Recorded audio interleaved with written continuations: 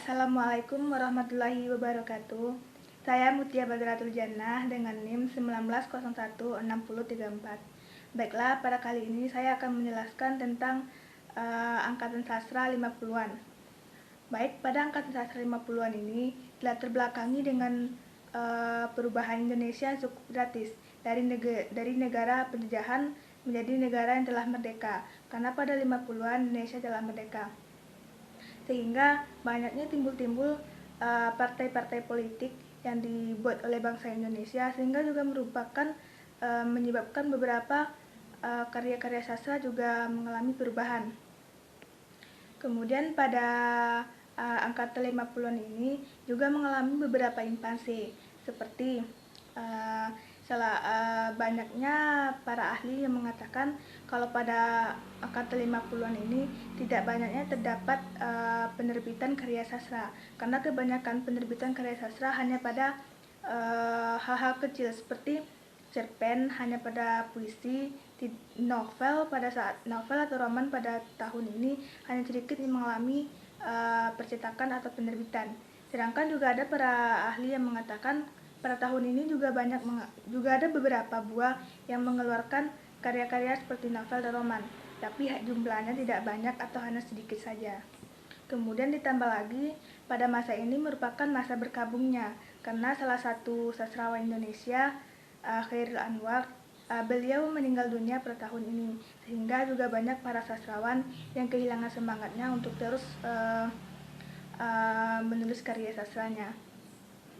Kemudian ada beberapa pengarang pada karya sastra angkatan 50-an ini. Yang pertama yaitu ada Pramoedya Ananta Atur dengan karyanya Keluarga Gergia. Kemudian ada Percika Revolusi, Cerita dari Jakarta, dan lain-lain. Kemudian juga ada A.A. Nafis dengan judulnya Robohnya Surau Kami. Kemudian ada Hujan Panas, Biang Lala, dan Kemarau. Kemudian juga ada beberapa penulis lainnya seperti W.S. Rendra, seperti Belada Orang-orang Tercinta, dan lain-lain, dan masih banyak yang lainnya. Kemudian adapun karakteristik pada angkatan ini, itu angkatan ini sudah mulai bebas karena sudah mulai banyaknya terdapat karya-karya baru. Coraknya juga mulai berubah sedikit karena di sini juga sudah masuk warna-warna politik baru yang dibuat oleh warga bangsa Indonesia.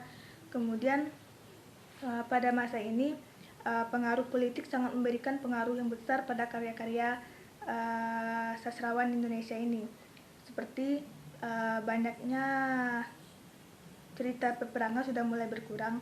Kemudian pada tahun ini ciri-cirinya yaitu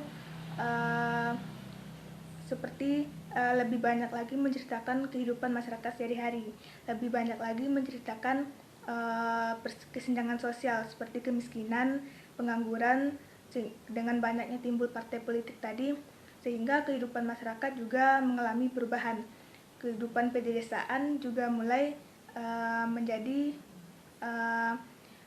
dominan dalam cerita ini, sehingga cerita perang atau cerita perang sudah mulai berkurang pada tahun ini. Kemudian dalam bentuk puisinya juga mulai berkembang lagi.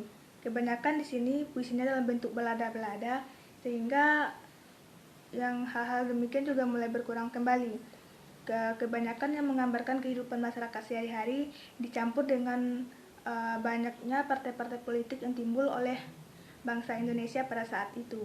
Ditambah lagi dengan kemiskinan, kehidupan yang suram yang dialami oleh masyarakat Indonesia karena telah mengalami kemerdekaan dan untuk mempertahankan kemerdekaan tersebut. Hanya sekian dari saya, dari Angkatan Sastra 50-an. Assalamualaikum warahmatullahi wabarakatuh.